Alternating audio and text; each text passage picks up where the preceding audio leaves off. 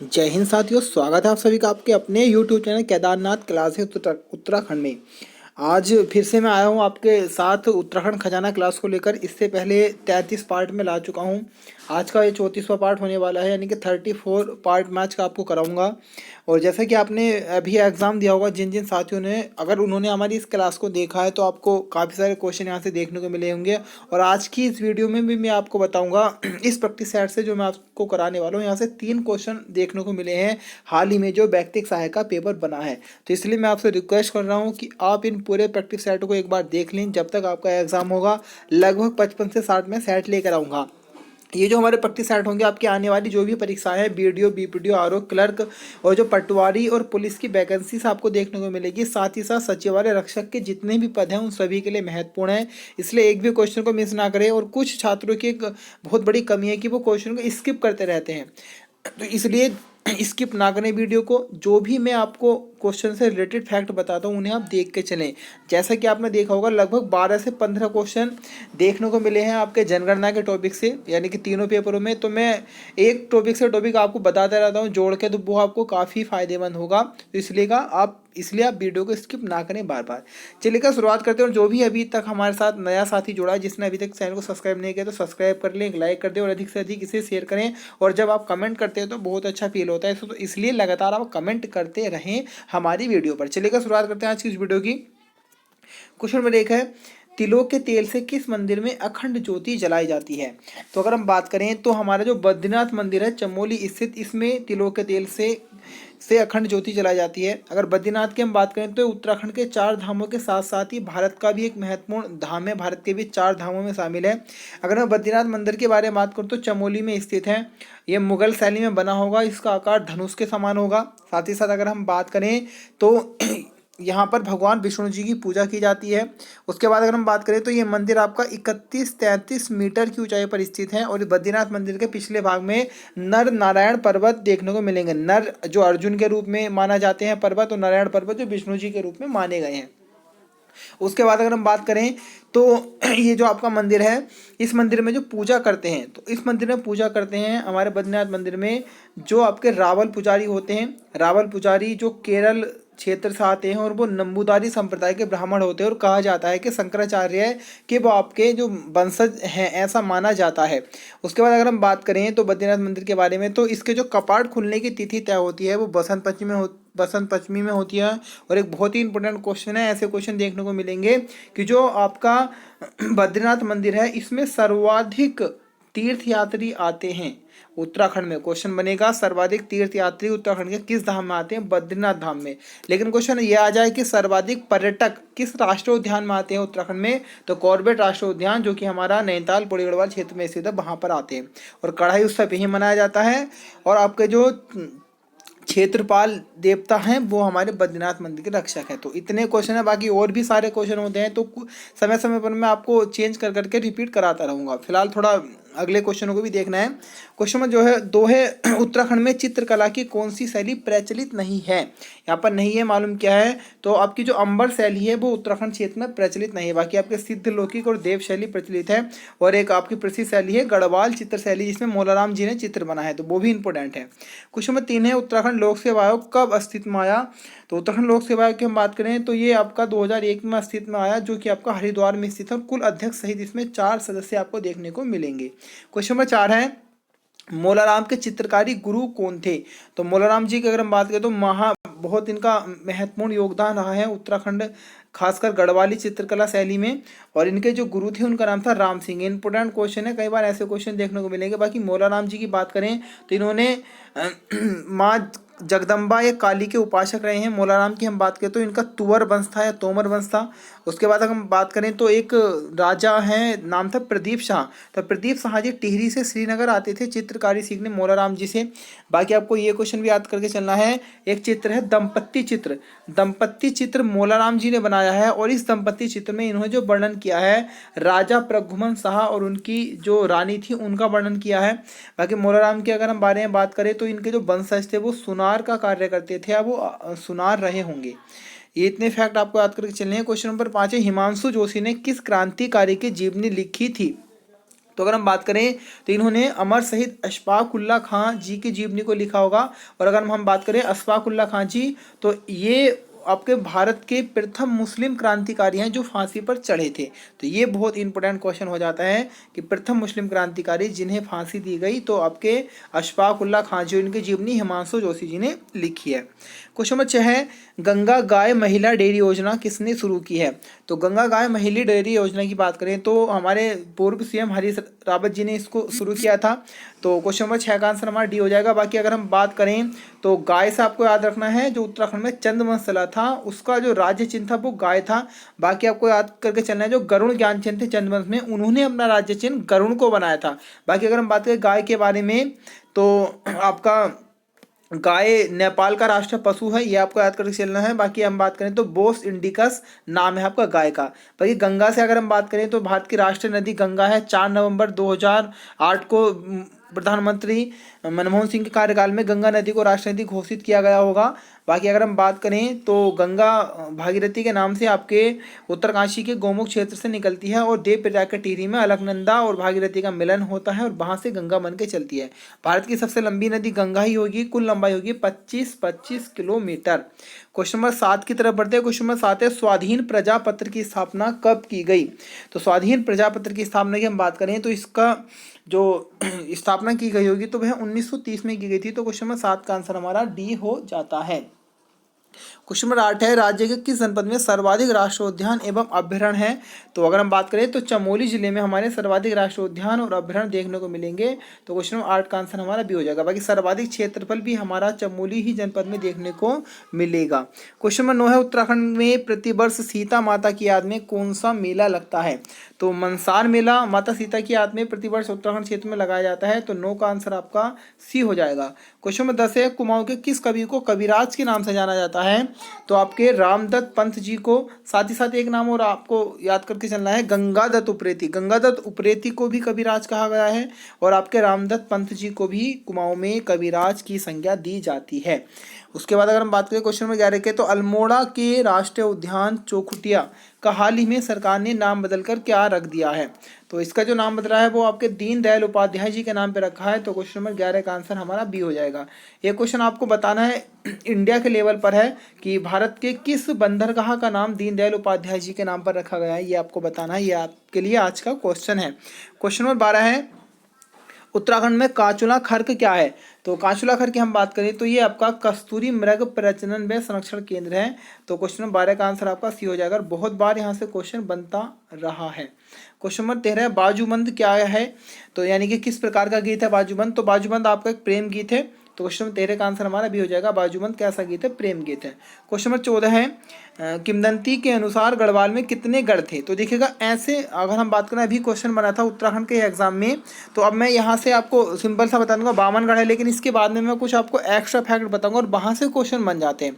जैसे अगर हम बात करें कि गढ़वाल में 52 गढ़ थे और इन 52 गढ़ों को एक साथ जीतकर अखंड गढ़वाल की स्थापना जो की थी तो वह पवार वंश के राजा 37वें आपके अजयपाल जी ने की होगी। और इसी प्रकार से क्वेश्चन बना था अभी आपके एग्जाम में व्यक्तिक सहायक के कि गढ़वाल का वह राजा जिसने 52 गढ़ों को जीता होगा और अखंड भारत की स्थापना की होगी, सॉरी अखंड उत्तरा गढ़वाल की स्थापना की होगी 52 गढ़ों को जीतकर, कौन थे? अजयपाल जी थे। तो ऐसे क्वेश्चन आ जाते हैं तो आप इनको सुनोगे तो अच्छा रहेगा। बाकी अजयपाल जी की हम बात करें तो इन्हें आपका भीम, कुबेर, कृष्ण और आदि नामों से इन्हें जाना गया है। क्वेश्चन नंबर 15, उत्तराखंड में प्रथम वन पंचायतों का गठन हुआ है।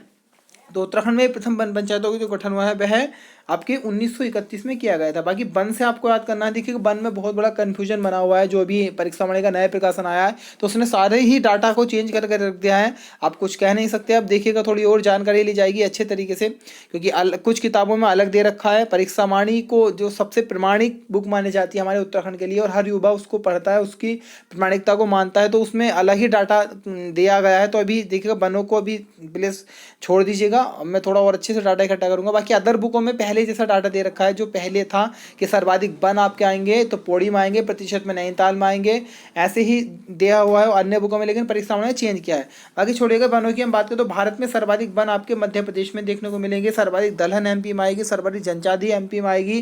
बाकी भारत का हृदय मध्य प्रदेश को कहा जाता है। वर्तमान में शिवराज सिंह चौहान यहाँ के सीएम यानी कि मुख्यमंत्री हैं।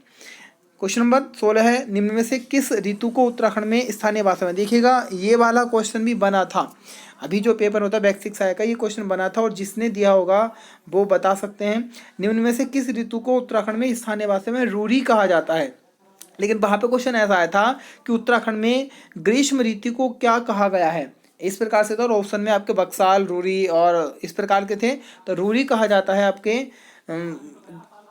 गर्मी ग्रीष्म ऋतु को। तो क्वेश्चन नंबर 16 का आंसर आपका सी हो जाएगा। क्वेश्चन नंबर 17, अखिल गढ़वाल सभा की स्थापना कब हुई। तो अखिल गढ़वाल सभा की स्थापना 10 फरवरी 1952 में की गई है। तो क्वेश्चन नंबर 17 का आंसर हमारा डी हो जाएगा। देखिएगा मैं एक ऐसी वीडियो लेकर आऊँगा जिसमें आपको जीके थोड़े टफ लेवल के, प्लस आपको उत्तराखंड करंट अफेयर्स, प्लस आपको जो हिंदी का साहित्य वाला पोर्शन है, हिंदी कंप्यूटिंग है, जो जनसंचार है और आपके जो अन्य ये पोर्शन है, इसकी एक वीडियो लाया करूँगा। रोजाना आपको लगभग 15 या 20 क्वेश्चन, अगर जितना समय मिलेगा उस हिसाब से बनाऊंगा अच्छे से और उसमें आपको निचोड़ दूंगा। तो आपको बताना है कि मैं कब वीडियो लेकर आऊँ, और देखिएगा मैं वीडियो लाऊंगा इतनी मेहनत से, तो आपको रोज़ाना देखना है, लाइक करना है और अधिक से अधिक शेयर भी करना है, क्योंकि जिससे अच्छा अधिक से अधिक उसे लोग देखें और अधिक से अधिक उसे आपको शेयर करना है। आपके ऊपर ये सारा कुछ, तभी मैं बनाऊंगा, ऐसे बनाऊंगा नहीं जब तक आप रिस्पॉन्स अच्छा नहीं देंगे। क्वेश्चन नंबर 18 है, निम्न में से कौन सा 2 वर्षीय फसल चक्र उत्तराखंड राज्य में वर्षा आधारित क्षेत्रों में लोकप्रिय है। तो धान, गेहूं, मंडवा और पड़ती या चकती भी देखने को मिलेगा। ये आपके मुख्य रूप से लोकप्रिय राज्य में वर्षा आश्रित फसल चक्र है। तो क्वेश्चन नंबर 18 का आंसर हमारा सी हो जाएगा। क्वेश्चन नंबर 19 है, रुड़की में सैनिक छावनी की स्थापना कब की गई। तो रुड़की में सैनिक छावनी की स्थापना 1853 में की गई होगी। तो 19 का आंसर हमारा ये हो जाएगा। बाकी अगर हम बात करें उत्तराखंड क्षेत्र में, तो सबसे पहले जो छावनी आई थी वो देहरादून छावनी आई थी 1814 में। उसके बाद अगर हम बात करें तो अल्मोड़ा छावनी आ गई थी आपके 1815 में। अगर हम बात करें तो आपकी कई सारी जैसे छावनी आई थी, रुड़की छावनी आपके 1869 में आ गई थी। नैनीताल छावनी आपको 1841 में देखने को मिली थी। बाकी लाहौर छावनी आपको 1836 में देखने को मिली होगी। तो ये काफ़ी इंपॉर्टेंट यहाँ से कई बार क्वेश्चन देखने को मिल जाते हैं। क्वेश्चन नंबर 20 है, नंदा जागर पुस्तक के लेखक हैं। तो नंदा जागर पुस्तक की जो लेखक हैं वो है आपकी बसंती बिष्ट जी। तो क्वेश्चन नंबर 20 का आंसर हमारा डी हो जाएगा। नंदा जागर पुस्तक के लेखक है बसंती बिष्ट। तो क्वेश्चन नंबर 20 का आंसर हमारा डी हो जाएगा। क्वेश्चन नंबर 21 है, मलेरिया वैक्सीन की खोज करने वाले प्रख्यात वैज्ञानिक रोनाल्ड रोस का जन्म उत्तराखंड के किस नगर में हुआ था। तो इनका जो जन्म हुआ था वो अल्मोड़ा क्षेत्र में हुआ होगा। तो क्वेश्चन नंबर 11 का आंसर हमारा डी हो जाएगा, अल्मोड़ा क्षेत्र में। बाकी अल्मोड़ा को आपको याद रखना है, चांदी उत्पादित एकमात्र आपका जिला अल्मोड़ा है। और अगर हम बात करें तो घोड़े की काठीनुमा आकार पर स्थित है। अल्मोड़ा की अगर हम बात करें तो राजाओं की घाटी कहा जाता है, राम क्षेत्र कहा जाता है अल्मोड़ा को ही। उसके बाद हम बात करें आलमनगर, बाल मिठाई का घर कहा जाता है। और आपका लाल मंडी अगर हम किला की बात करें तो यहीं पर था। और अगर हम बात करें तो यहाँ पर आपके भीष्मचंद ने भी एक किला बनाया था जिसका नाम था आपका, जैसे अगर हम बात करें तो देखिएगा राजभुंगा किला तो आपका चंपावत में है। और अगर हम बात करें राजा भीष्मचंद जी के बारे में तो उनसे क्वेश्चन आपको याद करके चलना है। पहले खसिया सरदार गजवा डिगा ने भीष्मचंद जी की गर्दन को कलम कर दिया था। और भीष्मचंद से आपको एक क्वेश्चन और याद रखना है कि भीष्मचंद निसंतान थे, उन्होंने बालो कल्याण चंद को गोद लिया था और इन्हीं के द्वारा निर्माण किया हुआ होगा अब अल्मोड़ा क्षेत्र में खगमरे किले का। तो ये सारे फैक्ट आपको याद करके चलने हैं। क्वेश्चन 22 है और ये क्वेश्चन भी आपको देखने को मिला होगा 17 मार्च के फर्स्ट शिफ्ट में। कर्णप्रयाग नगर किन नदियों के संगम पर बसा। हालांकि बहुत इजी लेवल का क्वेश्चन है। तो ये आपका अलकनंदा और पिंडर नदी के संगम पर स्थित है कर्णप्रयाग नगर। तो क्वेश्चन नंबर 22 का आंसर आपका ए हो जाएगा। क्वेश्चन नंबर 23 है, राज्य में किस व्यक्ति की तुलना लोकमान्य तिलक से की जाती है। तो आपके हरगोविंद पंत जी की तुलना आपके लोकमान्य तिलक जी से की गई होगी। तो क्वेश्चन नंबर 23 का आंसर हमारा सी हो जाएगा। बाकी हरगोविंद पंत जी की हम बात करें तो अल्मोड़ा कांग्रेस की रीढ़ कहा गया है और अल्मोड़ा कांग्रेस आई थी 1912 में। और ये क्वेश्चन भी देखने को मिला था, इसलिए मैं कहता हूँ आप स्किप ना करें, ऐसे ही क्वेश्चन वहाँ पे देखने को मिलेंगे एग्जाम में। तो आपके हरगोविंद पंत जी की तुलना लोकमान्य तिलक जी से की जाती है और इन्हें अल्मोड़ा कांग्रेस की रीढ़ कहा गया। अल्मोड़ा कांग्रेस आई थी 1912 में। बाकी कुमाऊं परिषद से देखिएगा मैंने आपको एक वीडियो बनाई होगी कभी लगभग 6 महीने पहले, कुमाऊं परिषद की बनाई थी मैंने, इनाम भी दिया था काफ़ी बच्चों को जिन्होंने अगर टेस्ट वो दिया होगा। टेलीग्राम पर मैंने टेस्ट लिया था, वहाँ पे इनाम दिया था और आपके उस कुमाऊं परिषद से 4 क्वेश्चन बने हैं इन पेपरों में और मैंने ट्रिक के अकॉर्डिंग बताया था। कैसे कैसे ट्रिक यूज करनी है, अध्यक्ष की ट्रिक बताई थी, स्थानों की ट्रिक बताई थी, और वहीं से क्वेश्चन देखने को मिले थे। क्वेश्चन नंबर 24 है, बद्रीनाथ मंदिर के लिए गाढ़ू घड़ी यात्रा कहाँ से प्रारंभ होती है?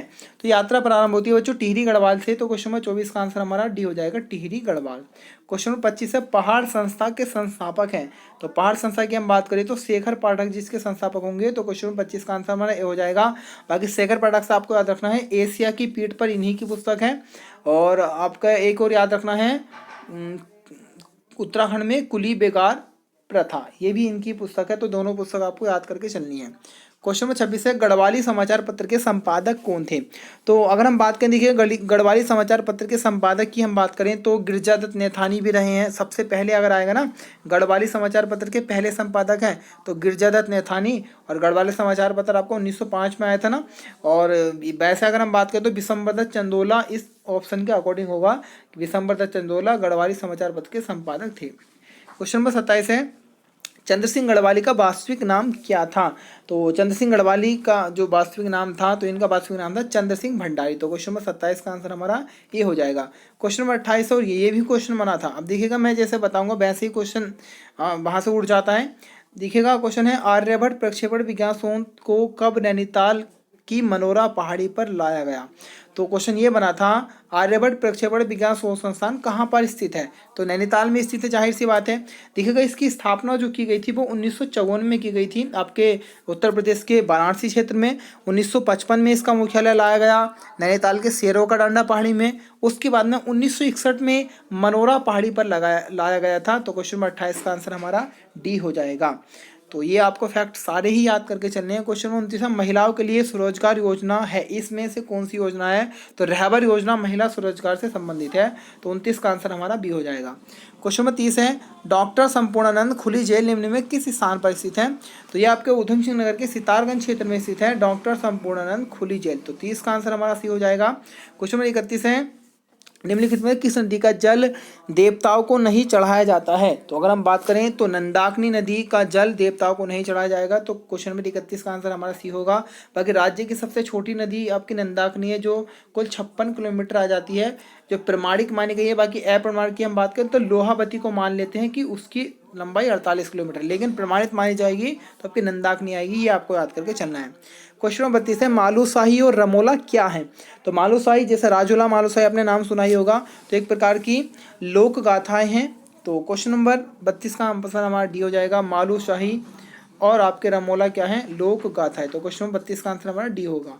क्वेश्चन नंबर 33 है, पौड़ा नृत्य भोटिया लोग में बहुत प्रसिद्ध है, यह नृत्य कब किया जाता है?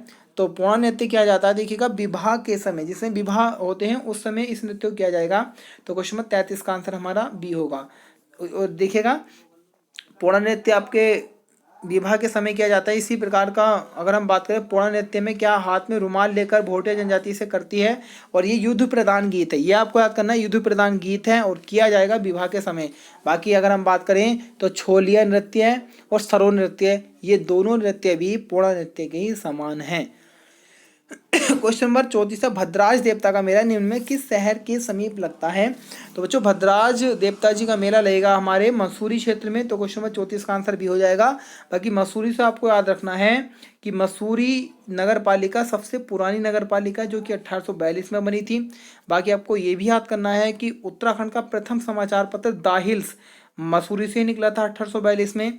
और एक क्वेश्चन और आपको याद करके चलना है कि 1842 में ही नैनीताल स्थित नैना देवी मंदिर का भी निर्माण किया गया होगा। तो ये आपको तीनों सन याद कर लेने हैं। नैना देवी मंदिर की स्थापना 1842 में, मसूरी नगर पालिका बनी 1842 में, और उत्तराखंड का पहला समाचार पत्र द हिल्स मसूरी से निकल रहा है, और वो भी कब निकल रहा है? 1842 में। क्वेश्चन नंबर 35 है, उत्तराखंड का प्रथम जैविक जनपद है। तो उत्तराखंड का जो प्रथम जैविक जनपद है वो बच्चों हमारा रुद्रप्रयाग हो जाएगा। तो क्वेश्चन नंबर 35 का आंसर हमारा ए होगा। बाकी सबसे कम जनसंख्या रुद्रप्रयाग में है। सर्वाधिक पुरुष साक्षरता अगर हम बात करें तो रुद्रप्रयाग में है। सर्वाधिक एसटी साक्षरता आपके रुद्रप्रयाग में ही देखने को मिलेगी। बाकी सबसे कम उद्योग भी आपके कहाँ पर है?